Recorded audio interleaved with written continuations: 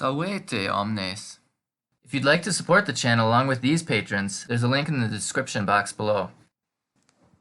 The genitive form looks and acts a little like an adjective, which can make it confusing sometimes, especially since there are 5 declensions.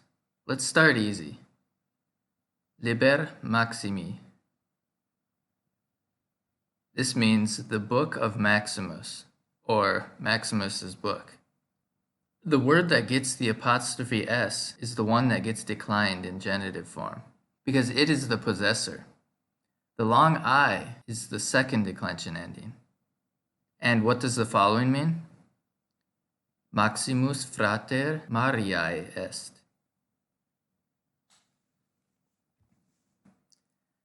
Maximus is Mary's brother. I is the first declension ending. And the next sentence contains a neuter noun. Amontillado nomen vini est. Amontillado is the name of wine. These are the declensions for the 3 genders of the first 2 declensions. And the other form we have seen in the lessons is the third declension genitive in the following sentence. Canis amīcus optimus hominis est.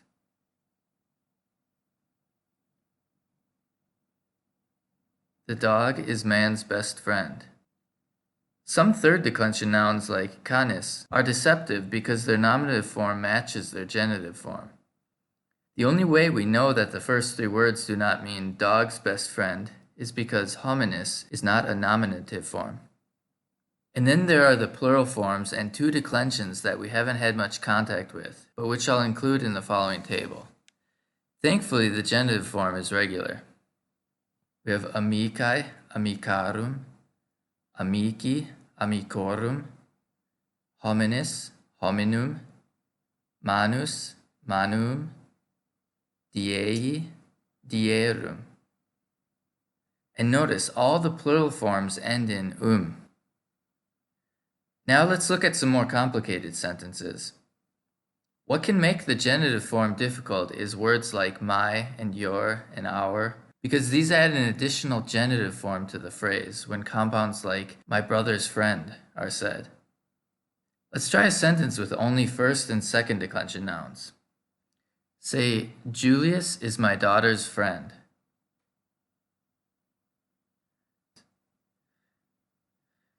Julius amicus filiae meae est.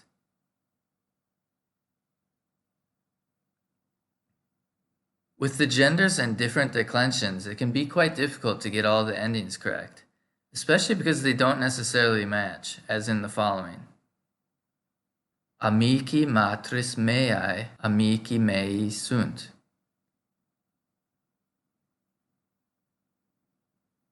My mother's friends are my friends.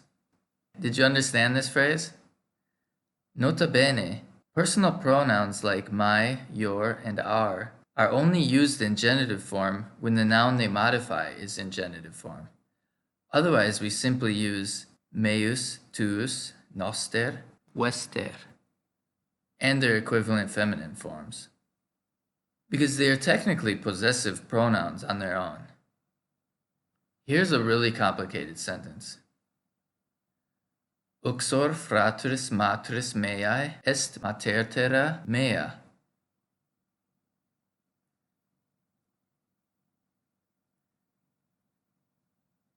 My mother's brother's wife is my aunt.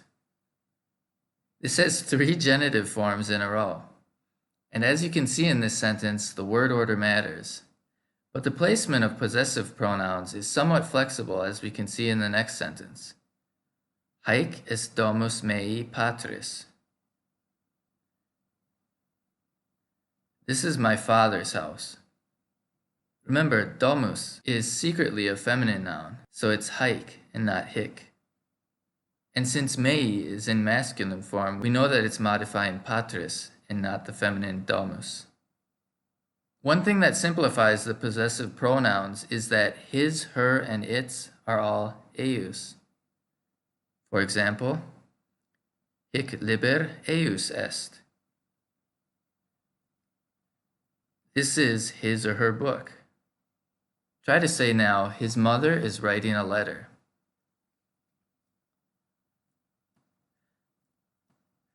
Mater eius epistulārum scribit.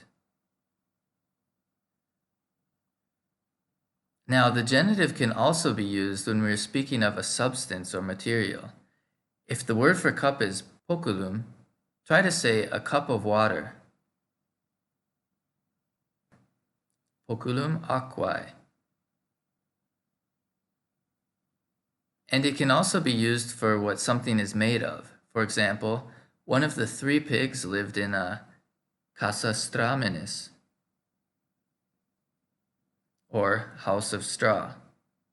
It's a good bet that if we would use the word of in English, then the translation in Latin will most likely use the genitive. Try to figure out these phrases now. Magnus, numerus, epistulārum. A great number of letters, or a large number of letters. Nemo amicorum meorum bibit. None of my friends drinks. The declensions make it easier here to figure out how to conjugate the verb, because since nemo is in the nominative form, the verb must match it. In English, we might be tempted to say, none of my friends drink, because it seems like the subject is plural, but in fact, this is equivalent to saying, not one of my friends drinks. So the verb should be in singular third person. The next phrase is practically English. Ade plus aquae. Add more water. This is a really good construction to learn because it is so useful. We just say plus and then the genitive form of a noun in order to mean more of that noun. So plus pecuniae is more money. And how would we say more dogs? Plus canum. The genitive form can be a little complicated at times, and there are also some verbs like oblivisci which call for their object to be in the genitive form. But because this declension is so regular, it's one of the easier ones to master. Here's an example with this verb. Interdum obliviscor verborum. I sometimes forget words. This is an irregular verb like loquor, so the conjugation is a little strange, but we can see that the noun verbum is in the plural genitive form. There are just certain verbs that require an object in the genitive form. With enough exposure to the language through reading and listening, these forms will come naturally, so check out these listening comprehension videos. Be sure to like, subscribe, and share, and if you can, help support the channel on Patreon, where there are audio downloads and transcripts of each dialogue and story. Gratias!